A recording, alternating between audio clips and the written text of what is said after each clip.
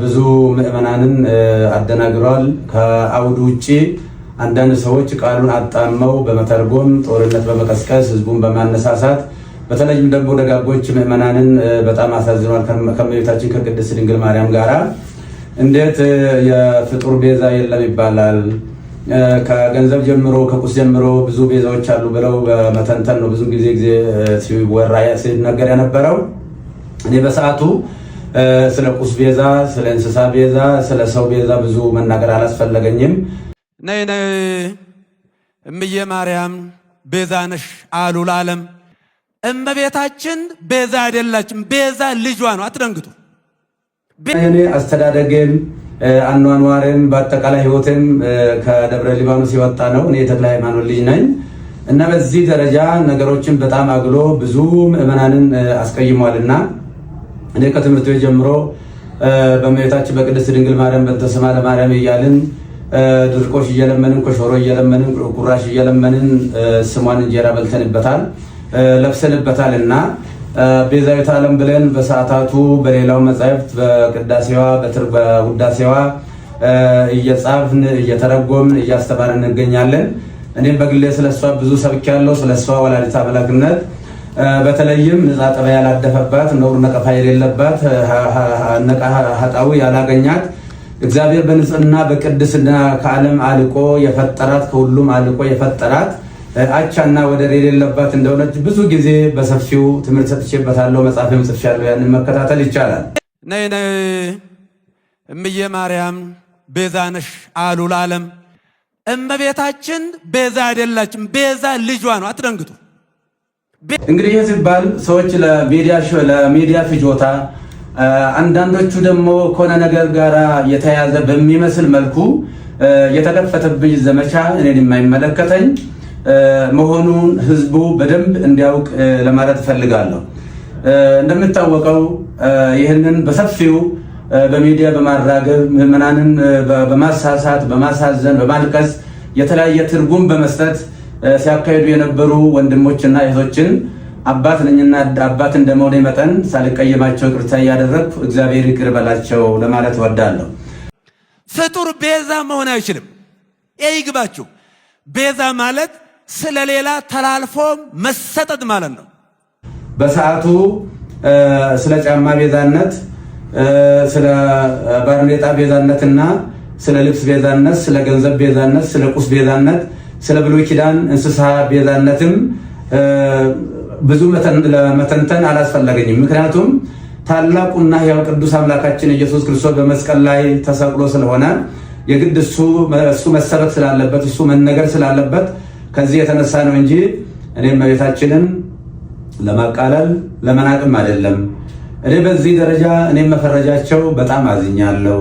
ምዕመናንም ደግሞ በዚህ ደረጃ እውነት መስሏቸው በተሳሳተ መንገድ ይህንን ማሰባቸው እንደ ትክክል አድርገው መውሰዳቸው ትክክል አይደለምና ስለዚህ እመቤታችን ቅድስት ድንግል ማርያም ነች የጌታችን የአምላካችን የኢየሱስ ክርስቶስን የማዳን ትምህርቱን ነገረ ድነቱን የዘላለም ቤዛነቱን አዳኝነቱን በማዳኑ ተረፈደ የሌለበት መሆኑ መርገመ ሥጋ መርገመ ነፍስን ያስወገደ የሞትን ክንዱ ብርት ሰብሮ ወደ ቀደመ ሀገራችን ወደ ቀደመ ቤታችን መመለሱን ወደፊትም በሰፊው የምናስተምረው።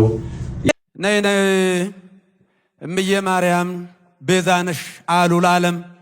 እመቤታችን ቤዛ አይደላችም፣ ቤዛ ልጇ ነው። አትደንግጡ። ቅድም እንደተናገርኩት የውሃ ምዕመናን ልጆቼ አንድ ሁኑ። እኛ በዚህ ሰዓት አንድ ነው መሆን ያለብን። በጠላትነት በዚህ መነሳሳት የለብንም። ጥፋትም ካለ ቤተክርስቲያን መዋቅር አላት። ይህ በየአውደ ምሕረቱ ያለው ከስድብ እንደዚህ ያለ ነገር ጥሩ አይደለምና ይህንኑ አደራ ለማለት ነው።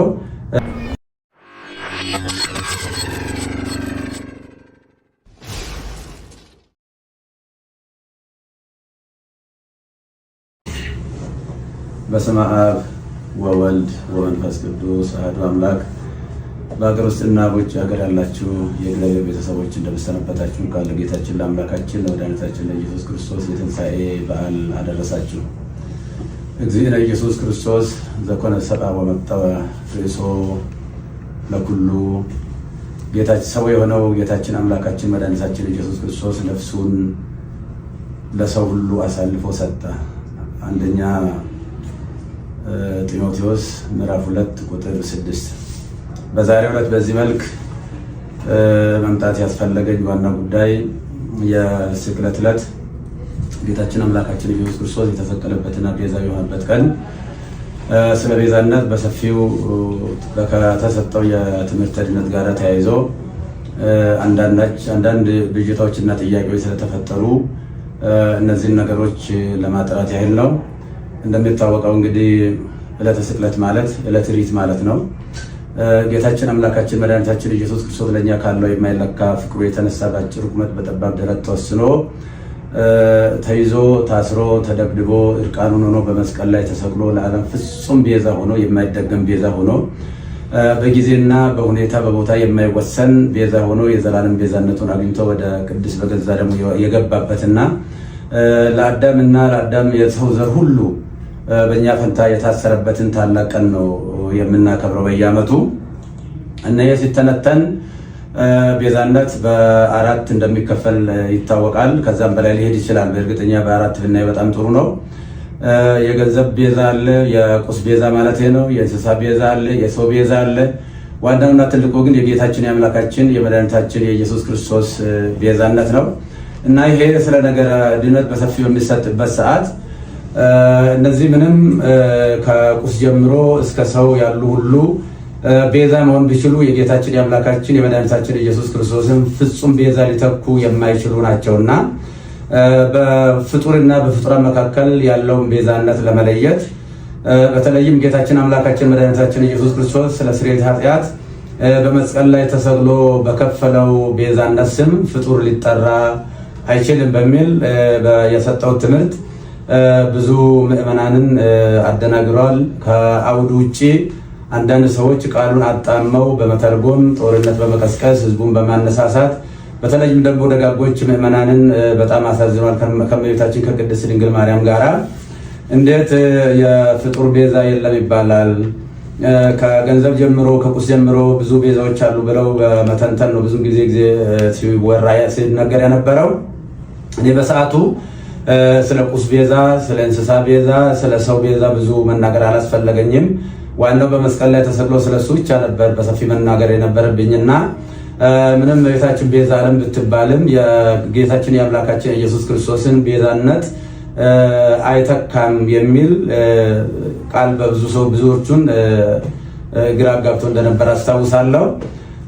እንኳንም ቤታችን ቅድስት ድንግል ማርያም ይቅርና ድንጋይ ቤዛ ተብሏል፣ ወርቅ ቤዛ ተብሏል፣ ገንዘብ ቤዛ ተብሏል፣ ጫማ ቤዛ ተብሏል፣ ቆብ ቤዛ ተብሏል እና ከፈጣሪ በታች ከፍጡራን በላይ የሆነች እግዚአብሔር መረጣትና ከአንስተ ዓለም ሁሉ አልቆ አክብሮ ይፈጠራል ለእናትነት የመረጣት እመቤታችን ቅድስት ድንግል ማርያምን ከፍጡሩ ጋር እንኳን ልናወዳድራት አንችልም። አቻ የሌላት ወደር የሌላት እና ከእሷ ጋር በማጣላት በተለይም የተደረገው ቅስቀሳ በፌስቡክ እና በኦንላይን ላይ እንደሚደረገው ቅስቀሳ አይደለም።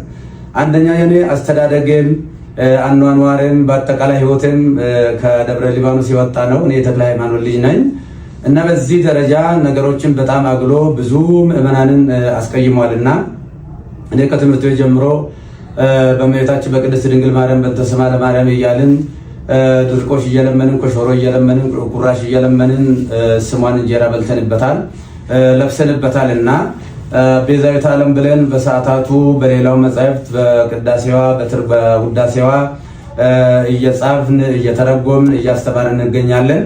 እኔም በግሌ ስለሷ ብዙ ሰብኬያለሁ። ስለሷ ወላዲተ አምላክነት በተለይም ንጻ ጠባ ያላደፈባት ነውር ነቀፋ የሌለባት ኃጣዊ ያላገኛት እግዚአብሔር በንጽህና በቅድስና ከዓለም አልቆ የፈጠራት ከሁሉም አልቆ የፈጠራት አቻና ወደር የሌለባት እንደሆነች ብዙ ጊዜ በሰፊው ትምህርት ሰጥቼበታለሁ። መጽሐፍም ጽፌያለሁ። ያንን መከታተል ይቻላል።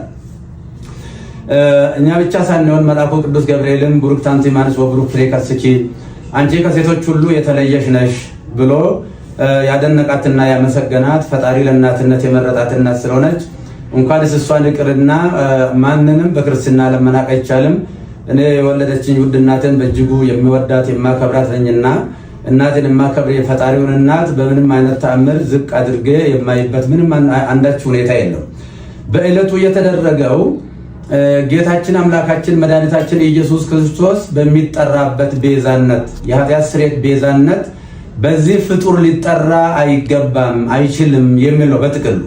አው ትክክል ነው። ከመልአክ ጀምሮ እስከ ሰው ያለ ሁሉ ወይም ደግሞ ዓለም ከተፈጠረ ዘመን ከተቆጠረ ጀምሮ እስካሁን ድረስ ያለ ወይንም ደግሞ እስከ ለብሰ ምጽአት ድረስ የሚቀጥል ሁሉ ኢየሱስ ክርስቶስ ጌታችን መከራ የተቀበለውን መከራ ቢቀበል ጌታችን አምላካችን መድኃኒታችን ኢየሱስ ክርስቶስ በቀራንዮ የከፈለውን ቤዛነት ማንም ሰው መክፈል አይችልምና እሱ የኃጢአትና የሞት መድኃኒት በማዳኑ ተረፈ ደዌ የሌለበት የዓለም ቤዛነቱ የኃጢአት ስርየት ነው። አው እያንዳንዳቸው ለምሳሌ እነ ሙሴ ቤዛ ተብሏል። ነገር ግን የሙሴ ቤዛነት በአረፍተ ዘመን ተገጥቷል፣ በጊዜ ተገጥቷል፣ ዮርዳኖስ ማዶ ተገጥቷል። የሁሉም ፍጡራን ቤዛነታቸው በጊዜ በሁኔታ የሚገታ ነው። ነገር ግን በጊዜና በሁኔታ የማይገታ ለዓለሙ ሁሉ ቤዛ የሆነ ከሰማይ በታች ከምድር በላይ መዳኛ ማን ነው? ከሱ ውጭ አዳኝ የሌለ የጌታችን የአምላካችን የመድኃኒታችን የኢየሱስ ክርስቶስን ቤዛነትን በደንብ አጉልቶ ለማሳየት እና ለማስተማር ካልሆነ በስተቀር ከእመቤታችን ከቅድስት ድንግል ማርያም ክብር ጋራ ምንም የሚያገናኝ አንዳችም ነገር የለም። እሷም ከፈጣሪ ልጅ ከተቀበለው መከራ ጋር ሊወዳደር አትችልም እና ብዙ ምዕመናን በዚህ ጉዳይ በእጅጉ አዝነዋልና የኢየሱስ ክርስቶስ ቤዛነትና አዳኝነት ለድርድር ለክርክር የማይቀርብ ለምንም ለውይይት የማይቀርብ ዛሬም ትላንትናም ነገም ያው የሆነ እሱ ለዘላለሙ ሲያድን ይኖራል። እንግዲህ ይህ ሲባል ሰዎች ለሚዲያ ፍጆታ አንዳንዶቹ ደግሞ ከሆነ ነገር ጋር የተያያዘ በሚመስል መልኩ የተከፈተብኝ ዘመቻ እኔን የማይመለከተኝ መሆኑን ህዝቡ በደንብ እንዲያውቅ ለማለት እፈልጋለሁ። እንደምታወቀው ይህንን በሰፊው በሚዲያ በማራገብ ምዕመናንን በማሳሳት በማሳዘን በማልቀስ የተለያየ ትርጉም በመስጠት ሲያካሂዱ የነበሩ ወንድሞችና እህቶችን አባት ነኝና አባት እንደመሆኔ መጠን ሳልቀየማቸው ይቅርታ እያደረግኩ እግዚአብሔር ይቅር በላቸው ለማለት እወዳለሁ። በተረፈ ግን በፍጹም የዋህነትና በፍጹም ቅንነት ያዘኑ የተከዙ በዚህ ጉዳይ ላይ እንዴት ያሉ የዋሃንና ንጹሃን ቅዱሳን ምዕመናንን ከልብ ይቅርታ ጠይቃለሁ። ቤተክርስቲያንም ደግሞ በዚህ ጉዳይ ስሟ በመነሳቷ ታላቋ ቤተክርስቲያን ይቅርታ ልጠይቃት እወዳለሁ። ለሁላ በደንብ ግልጽ መሆን የሚያስፈልገው የእመቤታችን ቅድስት ድንግል ማርያም ንጽሕና ቅድስና እግዚአብሔር የሰጣትን ክብር ስንሰብክ ነው የኖርነው፣ ወደፊትም የምንሰብከው ነው። ለምሳሌ እመቤታችን ቅድስት ድንግል ማርያም እስራኤል ቀይ ባህርን ሲሻገሩ ውሃ ሳያረጥባቸው ጭቃ ሳይነካቸው በደረቅ መሬት እንዳሻገረ ሁሉ በብሉይ ኪዳን ጥንተ አብሶ ካለባቸው ወላጆቿ እሱ በመለኮታዊ ኪነ ጥበቡ ጠብቆ አስውቦ አሳምሮ የፈጠራት እጅግ ውድ ናለች። በአሳ አንበሪ ዮናስ 3 ቀን ውሎ ሲያድር አሳ አንበሪ ሳያደማው ሳይቆስለው እግዚአብሔር በኪነ ጥበቡ በመለኮቱ ጠብቆ ወደ የብስ እንዳመጣ ሁሉ ከርኩሰትና ከኃጢአት ጠብቆ በአዳም በቀደመው የአዳም ጥንተ ስጋ ፈጥሮ የሰጠን እናታችን ነች። ወላዲተ አምላክ አምላክ አምላክን የወለደች እግዚአብሔርን ለእናትነት የመረጣት። ስለዚህ የእመቤታችን የቅድስት ድንግል ማርያም ቤዛነት የሚጀምረው እንደ ፈጣሪ ባይሆን ለምሳሌ ሙሴን ለፈርዖን አምላክ አድርጌ እሰጥሃለሁ አስነሳለሁ ለፈርዖን ቢለውም ሙሴ የባህሪ አምላክ ሆነ ማለት አይደለም። እንደዚሁም አማልክት ዘበጸጋ የሚባሉ አሉ። የጸጋ አማልክት ናቸው እንጂ የባህሪ አምላክ አይደሉም። እመቤታችን ቅድስት ድንግል ማርያም ቤዛዊተ ዓለም ብንላትም በእናትነቷ ሰማይና ምድር የማይወስነውን ልጅ ወልዳ በመስጠቷ ቤዛዊተ ዓለም እንላታለን እንጂ የጌታችን የአምላካችን የመድኃኒታችን የኢየሱስ ክርስቶስን የቀራንዮ የመስቀል ላይ ቤዛነትን ትተካለች ብለን አይደለም። ስለዚህ እሷ በንጽህና በቅድስና የታተመች እናት ስለሆነች ከታናሽነታችን ጀምሮ ውዳሴዋን በመድገም ቅዳሴዋን በመማር ያደግንባት እቺ ታላቅ ቤተክርስቲያን በአሁኑ ሰዓት ፈተና ሊደርስባት አይገባም ብዬ እላለሁ። በተለይም ይህንን አጀንዳ በስፋት የሚያራግቡ ወንድሞች ጥፋት እንኳን ቢኖር ቀረብ ብሎ መጠየቅና መመካከር ችግርም ካለ መፈታት ነው የሚያስፈልገው እንጂ በሚዲያ በእንደዚህ አይነት ጦርነት መቀስቀሱ በእውነቱ ትዝብት ላይ የሚጥለን ይሆናልና ለወደፊትም እመቤታችን ቤዛ ስንል እንግዲህ ቤዛዊተ ኩሉ ዓለም ብሎ ታላቁ አባ ጊዮርጊስ ዘጋስጫ በሰፊው ዘምሮላታል። ያሬድን በሰፊው ዘምሮላታል። በዚህ ጊዜ እሷ እንግዲህ ከተጸነሰችበት ጊዜ ጀምሮ ጌታ ጸንሳ ሳለ አይሁድ በተሳሳተ መንገድ ባልገባቸው መንገድ ብሉይ ኪዳን በነበረው የጭካኔ መንፈስ እሷን በድንጋይ ቀጥቅጦ ለመግደል ጥረት በሚያደርጉበት ሰዓት ውድ ዋጋ ከፍላ ለመሞት ሙካ ፈቃደኛ ሆና፣ ነገር ግን ዮሴፍ ጻድቅ ሆኖ የጸነሰችውም ደግሞ ሰውኛ ሳይሆን እንበለ ሩካቤ ሳይሆን በእግዚአብሔር መንፈስ ቅዱስ በማይመረመር የመንፈስ ቅዱስ ግብር መሆኑ ስለታወቀና ዮሴፍ ሊገልጣት ስላልወደደ በእንደዚህ አይነት ሁኔታ ከዛ ከሞት እንዳመለጠች እናውቃለን። ልጇን በምትወልድበትም ሰዓት በቤተልሔም ሰዎች በናቁትና ባቃለሉት ለአፍታም በማይቆዩበት በከብቶች ግርግም የገዛ ልጇን ወልዳ ስትሰጠን ለእመቤታችን ያለን ፍቅርና አክብሮት ወደር የለውም። ነፍሳችን ትመሰክራለች። ይህ ብቻ ሳይሆን እመቤታችን ለልጇም ቤዛ ነች። ለልጇ ለሕፃኑ ለኢየሱስ ክርስቶስ ገና የ2 ዓመት ሕፃን በነበረ ጊዜ ሄሮድስ ልጆችን በሚያስገድልበት ጊዜ ልጇንም እንዳይገልባት የሞት ሰለባ እንዳያደርግባት ከእስራኤል ጀምሮ እሳት የሆነውን የሳራ በረሃን የቀን ሐሩር የሌሊትን ቁር ችላ ታግሳ ረዥም ዘመን ረዥም ወራት ተጉዛ ወደማታውቀው ወደ ግብፅ ተሰዳ ብዙ ዋጋ ከፍላ መከራ አይታ ልጇንም ከሞት ያዳነች እንደገና ደግሞ እስከ ቀራንዮ ከልጇ ያልተለየች እመቤታችን እናታችን ቅድስት ድንግል ማርያም ነችና እሷን እንኳንስ አይደለም ለማቃለል ለማመስገንም ብቃትም አቅምም ሞራልም ያለው ሰው የለም። እና ይህንን ጉዳይ ቅድም እንደተናገርኩት ሰዎች ለሚዲያ ሽፋን ችሎታን ለሚዲያ ፍጆታ ለማዋል መጽሐፉን ከአውዱ ውጪ በመተርጎም እየተሰጠ ያለው እየተሰበከ ያለው በዕለቱ የኢየሱስ ክርስቶስ ቤዛነትና አዳኝነት ነው። ስለዚህ ለምንድን ነው